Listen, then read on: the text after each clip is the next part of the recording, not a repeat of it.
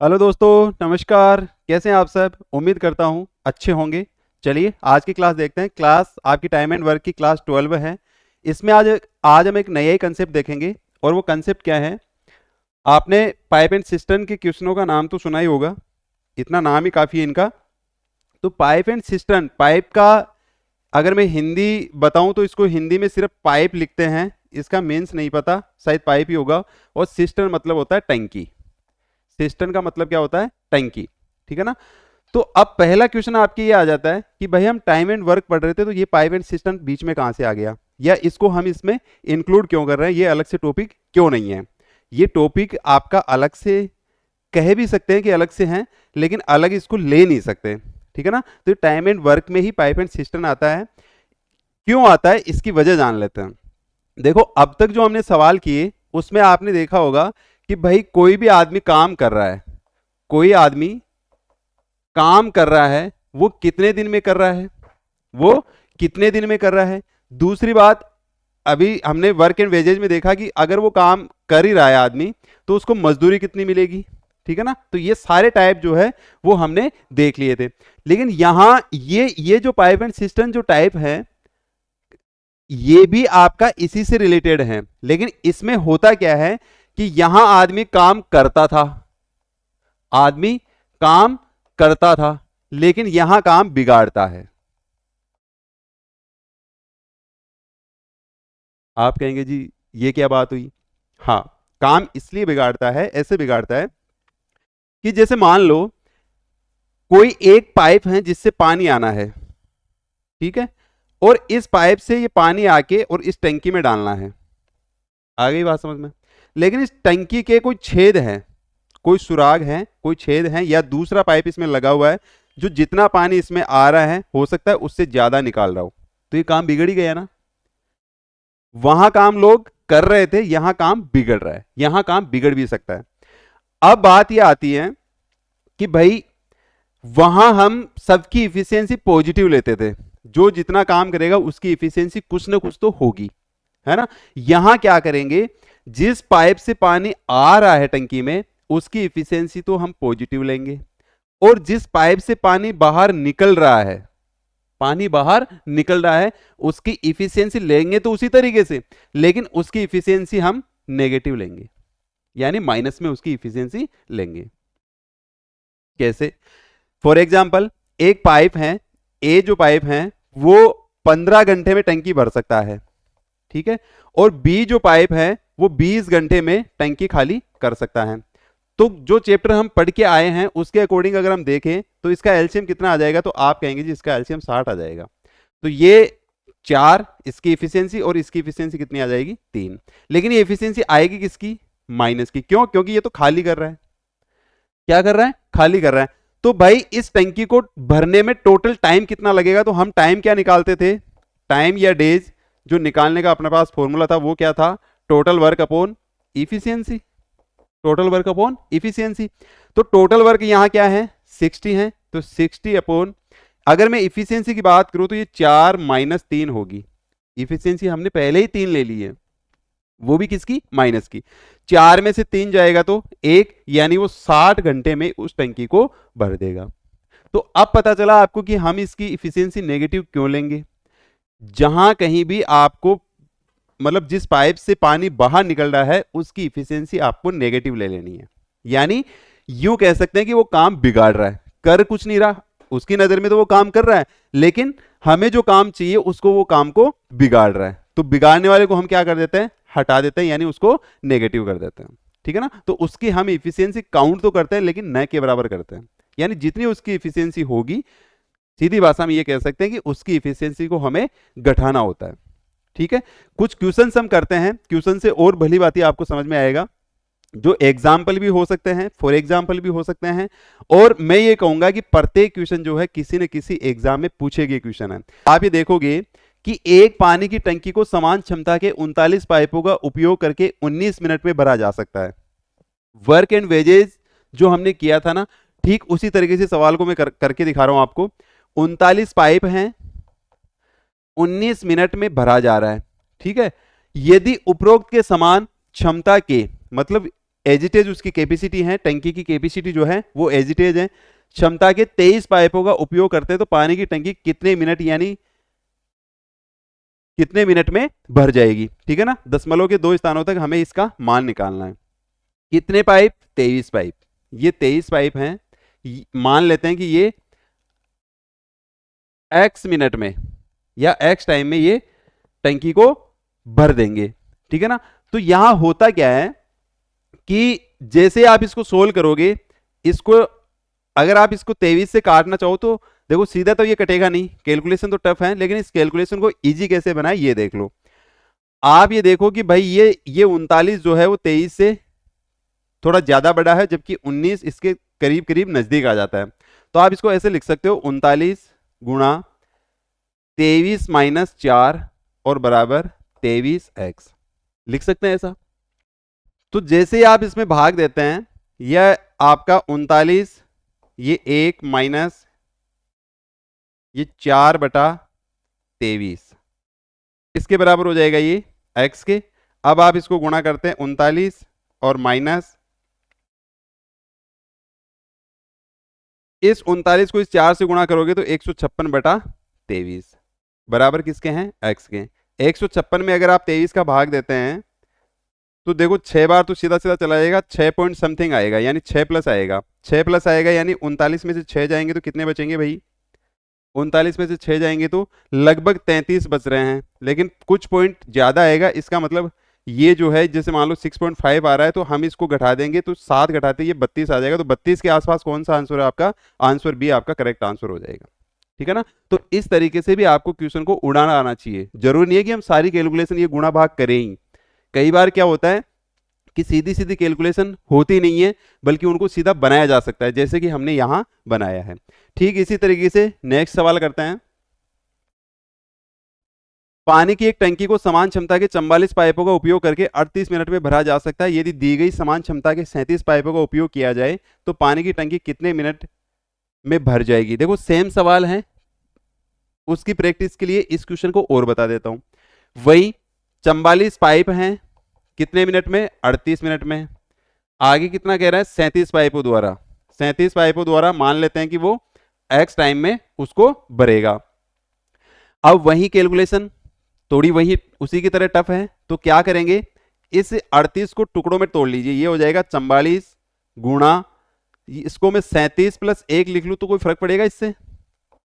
मुझे लगता है कोई फर्क नहीं पड़ेगा। लेकिन आसानी क्या होगी, अब 37 का आप भाग दे सकते हो। 37 का आप जैसे ही भाग दोगे, ये 37 तो कट जाएगा, तो यहां बचेगा आपके पास 44 और प्लस ये 44 यहां आएगा 44/37 किसके बराबर है? ये x के बराबर। जैसे ही आप 37 का भाग देते हैं, इसमें ज्यादा ना सही कम से कम एक बार तो जाएगा ही जाएगा, कम से कम एक बार तो जाएगा। क्या मैं गलत कह रहा हूं भाई? एक बार जाएगा तो 44 और 1 45, मतलब 1 प्लस जाएगा। 37 का अगर इसमें भाग देते हैं तो एक बार तो जाएगा ही जाएगा, लेकिन ये 1 से ऊपर जाएगा, यानी 44 और 1 45। तो आपका जो आंसर आएगा वो 45 पॉइंट समथिंग आएगा, इससे ज्यादा नहीं आएगा। तो 45 पॉइंट समथिंग ए की आंसर है, और वो कौन सा है? Option A.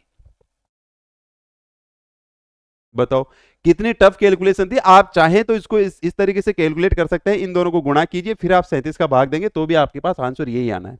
लेकिन मैं ये कहता हूं कि आप एक एक सेकंड कैसे बचा सके, आप साथ के साथ अपने कैलकुलेशन को भी सुधारते चलिए। कैलकुलेशन में आपको फास्ट होना पड़ेगा, एक एक सेकंड का बहुत बड़ा रोल होता है, तो वो एक एक सेकंड आपको बचानी है।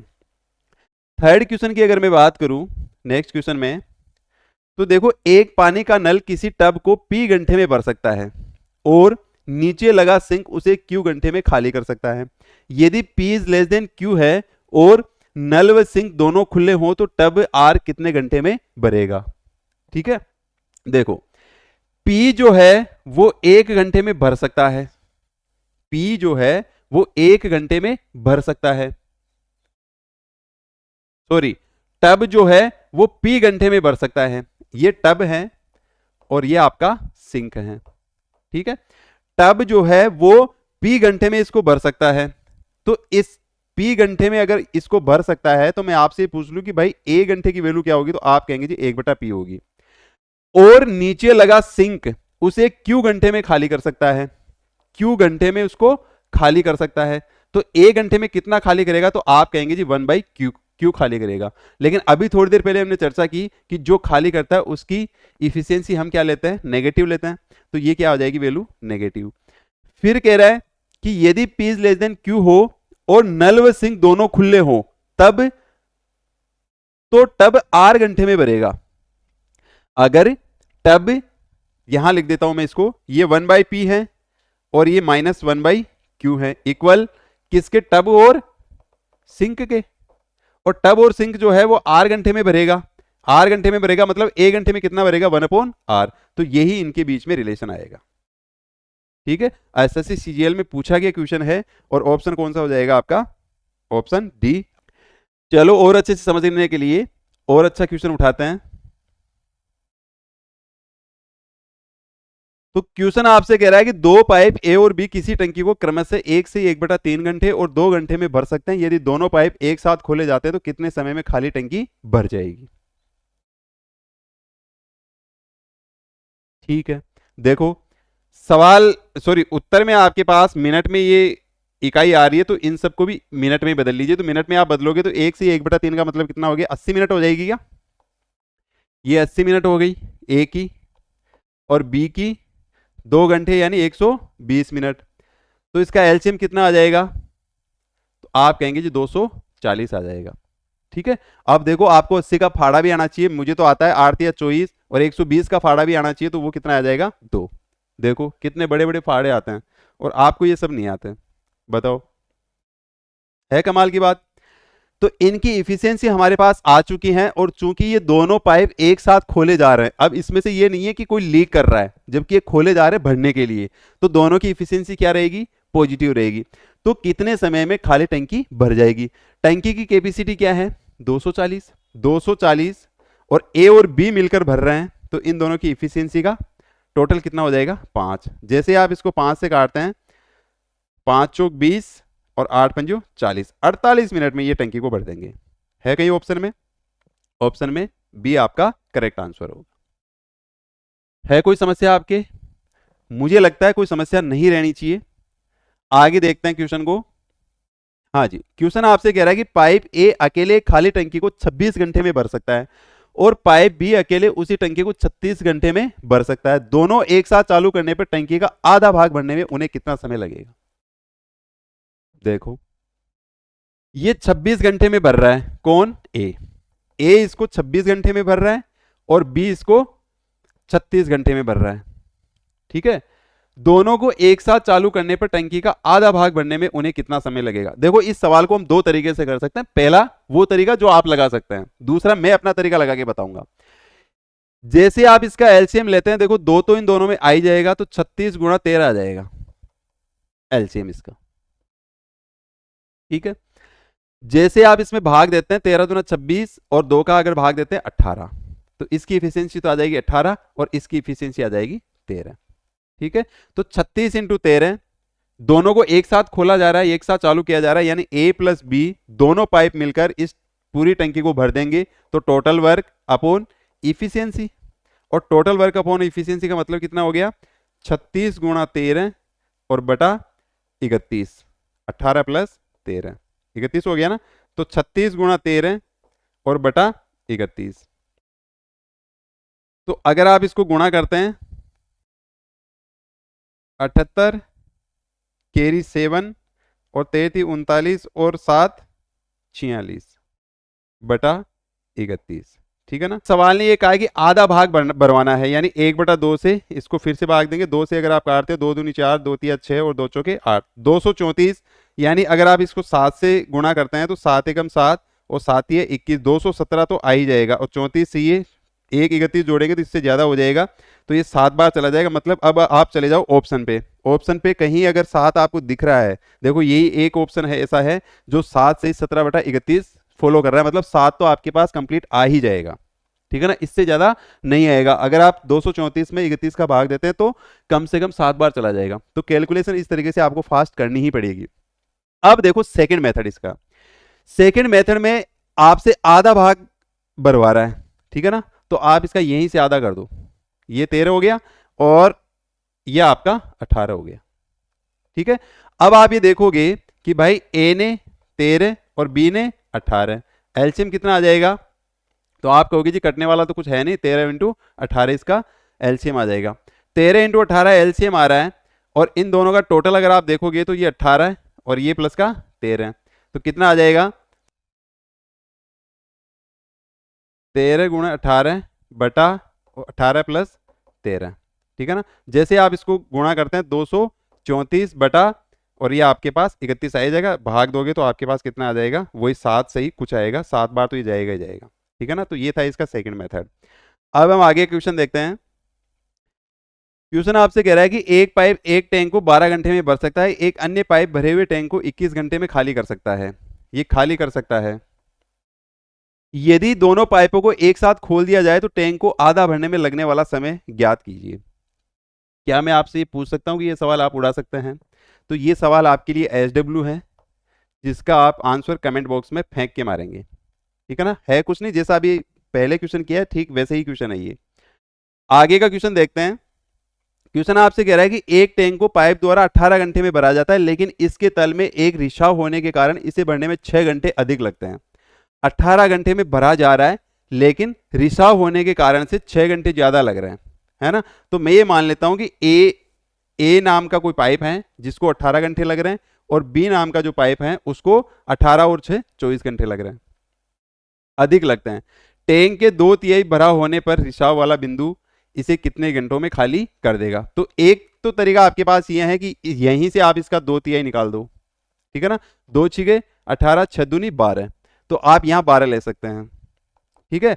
और दूसरा आपके पास तरीका है कि 6 घंटे अधिक ले रहा है, 6 घंटे अधिक ले रहा है मतलब 18 और 6 24, 24 का 2/3, यानी यहां से अगर आप 2/3 निकालते हैं तो 3 8 24 आपके पास कितना आ जाएगा? 8 दूनी 16। बस फिर क्या करते हैं बच्चे, यहां आके गलती कर देते हैं कि लास्ट में जाते जाते उनके आंसर वहीं आ जाते हैं, वो 2/3 को भूल जाते हैं। तो इन सबको पहले ही आप काट लीजिए, कोई फर्क नहीं पड़ता उससे। अब अगर आप इस यहां से देखोगे तो इस यहां से एलसीएम कितना आ जाएगा? तो एलसीएम आ जाएगा आपके पास 48। तो ये यहां से इसकी एफिशिएंसी आ जाएगी 4 और 16 48, लेकिन रिसाव है, इसका मतलब ये तो खाली करने वाला है, तो इसकी एफिशिएंसी क्या आ जाएगी? -3। भरा 2/3 भरा होने पर रिसाव वाला बिंदु इसे कितने घंटों में खाली कर देगा? तो आप ये देखोगे कि 48 टोटल तो यही है कैपेसिटी, तो और इसका इफिशियंसी का अगर आप भाग देते हैं तो 48/1 यानी 48 घंटे में वो उस टंकी को खाली कर देगा। ऑप्शन सी आपका राइट आंसर हो जाएगा, ठीक है ना। तो मैं फिर कह रहा हूं आपको कि एक एक मिनट आपको बचानी है। ये जो एलसीएम आपने लिया है ये मौखिक भी हो सकता था, समझ रहे हैं आप। इतनी जो कैलकुलेशन मैंने की है वो सिर्फ आप लोगों के लिए की है, क्योंकि अभी आप बच्चे हैं और आज बाल दिवस भी है, तो आप सभी को बाल दिवस की बधाई हो। अब आप बड़े हो जाइए, बाल दिवस आज हो गया, अब आप जो है बड़े आपको होना ही पड़ेगा, तब जाके आप क्वेश्चन सोल्व कर पाएंगे। अब सवाल ये कह रहा है कि पाइप ए एक टंकी को 12 मिनट में भर सकता है, पाइप बी इसे 18 मिनट में भर सकता है, जबकि पाइप सी पूरी भरी हुई टंकी को 36 मिनट में खाली कर सकता है। ये खाली है। यदि सभी पाइपों को एक साथ खोल दिया जाए तो खाली टंकी को पूरी भरने में कितना समय लगेगा? अब तक हमने 2 पाइप के क्वेश्चन देखे थे, अब यहां आपके पास पाइप 3 आ गए। एक क्वेश्चन में बता देता हूं, देखो ए जो है वो 12 घंटे 12 मिनट में, बी जो है वो 18 मिनट में, और सी जो है वो 36 मिनट में इस टंकी को भर सकते हैं। सॉरी, सी जो है वो टंकी को खाली कर सकता है। ये दोनों तो भर रहे हैं और सी इसको खाली कर रहा है, मतलब सी की इफिशियंसी नेगेटिव आएगी, ठीक है। चलो इसका एलसीएम कितना आ जाएगा? तो आप कहेंगे जी इसका एलसीएम 36 आएगा। 36 आएगा तो इसकी इफिशियंसी 3 आ जाएगी, 18 दूना 36 और 36 एकम 36, ठीक है। अब आप ये कहो कि भाई ये कह रहा है कि यदि सभी पाइपों को एक साथ खोल दिया जाए, मतलब भरने वाले पाइप भी एक साथ मतलब खोले जा रहे हैं और खाली करने वाला पाइप भी खोला जा रहा है, तीनों पाइपों को एक साथ खोल दिया तो भर भी रहा है और खाली भी हो रहा है। तो ऐसी स्थिति में हम ए प्लस बी प्लस सी द्वारा जो टाइम लगेगा उसको भरने में वो क्या होगा? टोटल वर्क 36 है और इफिशियंसी कितना है? 3 + 2, इसकी इफिशियंसी घट जाएगी क्योंकि ये तो खाली करने वाला है ना, तो यहां से आपके पास ये वैल्यू 4 बचेगी। 4 का अगर आप भाग देते हैं 36 में तो 9 आ जाएगा। 9 मिनट में वो टंकी भर जाएगी। ऑप्शन बी आपका करेक्ट आंसर होगा। समझ में आ रहा है? देखो तीनों जो है वो ए जो है वो 12 मिनट में टंकी को भर रहा है, और बी जो है वो 18 मिनट में टंकी को भर रहा है, सी जो है वो 36 मिनट में खाली कर रहा है। मतलब क्या है उसका? खाली कर रहा है, इन तीनों की हमने एलसीएम लिया, तो एलसीएम लिया तो पता चला कि ए की इफिशियंसी 3 है, मतलब वो 1 घंटे में, मतलब वो 1 मिनट में 3 इकाई इसको भर देगा। बी जो है वो 2 और सी की इफिशियंसी आ जाएगी 1, वो भी किसकी, माइनस की। ठीक है, तीनों को एक साथ खोला जा रहा है, तीनों को एक साथ खोला जा रहा है, तो मैं यहां प्लस ना करके और यहां सी को मैं घटाई देता हूं ताकि आपको कंफ्यूज ना रहे। सी तो खाली कर रहा है ना, तो 36 टोटल उस टैंक की कैपेसिटी है बटा इनकी इफिशियंसी कितनी है, 3 + 2 और माइनस का 1, 3 + 2 5, 5 में से 1 जाएगा तो 4, 4 का आप जैसे 36 में भाग दोगे आपके पास आंसर क्या आ जाएगा, 9। ठीक है, चलो आगे क्वेश्चन देखते हैं। क्वेश्चन वही क्वेश्चन, 2 नल एक टंकी को क्रमशः 3 घंटे और 57 घंटे में भर सकते हैं, एक तीसरा नल इसे 3 घंटे में खाली कर सकता है। यदि सभी नलों को एक साथ खोल दिया जाए तो पूर्णतः खाली टंकी का 1/3 हिस्सा भरने में कितना समय लगेगा। सबसे पहले तो आप इस जनरल मेथड से देखिए, इसका मैं सेकंड मेथड भी बताऊंगा जिससे आप मौखिक भी सवाल को उड़ा सकते हो। देखो पहले, एक टंकी है, एक नल, नल को हम क्या बोलते हैं, टेप बोलते हैं क्या, तो आप मान लीजिए कि टेप 1 है, ये टेप 2 है और ये टेप 3 है। तीनों नल हो गए। ये बारी बारी से जो है वो क्या कर रहे हैं, 3 घंटे में ये भर रहा है, तो वही 57 घंटे में ये भर रहा है और ये 3 घंटे में इसको खाली कर रहा है। आप इसकी इफिशियंसी देखोगे तो आप कहोगे जी भाई 57 ही इसकी इफिशियंसी आ जाएगी, इसका 19, ये 57 एकम 57 और ये आपका 19, वो भी किसका, माइनस का। तो आपके पास इफिशियंसी आ चुकी है। अब कह रहा है कि नलों को एक साथ खोल दिया जाए तो पूर्णतः खाली टंकी का 1/3 हिस्सा भरने में कितना समय लगेगा। तो टोटल कैपेसिटी कितनी है, 57, तीनों नलों को एक साथ खोल रहा है यानी टेप 1, टेप 2 और माइनस टेप 3। टेप 3 तो खाली करने वाला है ना, इसलिए मैंने इसको माइनस ले लिया है। अब आप ये देखोगे कि भाई 19 प्लस का 1 और माइनस का 19, 19 से 19 कैंसिल, आप जोड़ोगे फिर घटाओगे फिर भी एक ही आएगा, तो 57 आपके पास आंसर आ जाएगा। लेकिन आंसर 57 नहीं आएगा क्योंकि यहां आपके पास एक तिहाई करवा रहा है, यानी 19 57, यानी 19 आपका आंसर आ जाएगा। समझ रहे हैं आपको। अब इसको अगर आपको मौखिक उड़ाना होता तो देखो क्वेश्चन पे हम टिक लगा देते, 1/3 भाग यानी 1/3 करेंगे, यहाँ 3 से 3 कैंसिल, यानी इसकी इफिशियंसी कितनी आ जाएगी, 1, और 1/3 यहां करेंगे तो इसकी इफिशियंसी कितनी आ जाएगी, 19, और 1/3 यहां करेंगे यानी 1/3, तो 3 से 3 कैंसिल हो जाएगा, तो इसकी इफिशियंसी कितनी आ जाएगी, 1, वो भी किसकी, माइनस की। तो प्लस का 1, माइनस का 1 और प्लस का 19, 1 से 1 कैंसिल, बचेगा क्या, 19, यही आपका राइट आंसर हो जाएगा। तो इस तरीके से आप सवालों को मौखिक भी उड़ा सकते हैं। तो उम्मीद करता हूं दोस्तों कि आज का ये कंसेप्ट आपको बहुत अच्छा लगा होगा, और ऐसे ही मैं, अभी ये पाइपेट सिस्टम खत्म नहीं हुआ है, इसके मैं और पार्ट करवाने वाला हूं, अभी थोड़े और अच्छे लेवल के क्वेश्चन में आपको सोल्व करवाने वाला हूं। तो आप जो है सबसे पहले तो अगर आप चैनल पे नए हैं तो इस चैनल को सब्सक्राइब कर लो, और जो SW का मैंने क्वेश्चन दिया है उसका आपको कमेंट में जवाब जरूर देना है, और ज़्यादा से ज़्यादा यार दोस्तों के साथ में इस क्लास को शेयर कीजिए ताकि ये stately academy A to Z का परिवार थोड़ा बड़ा परिवार हो सके। हम उसी जोश के साथ काम करते हैं जो जोश आप देंगे, और आपका जोश, आपसे होने लायक काम इतना ही है कि ज़्यादा से ज़्यादा आप इसको शेयर कीजिए ताकि आपके जो साथीगण हैं, आपके जो यार दोस्त हैं, वो ज़्यादा से ज़्यादा हमसे जुड़ सकें और अच्छा कुछ सीख सकें। तो मिलते हैं नेक्स्ट क्लास में। धन्यवाद, नमस्कार।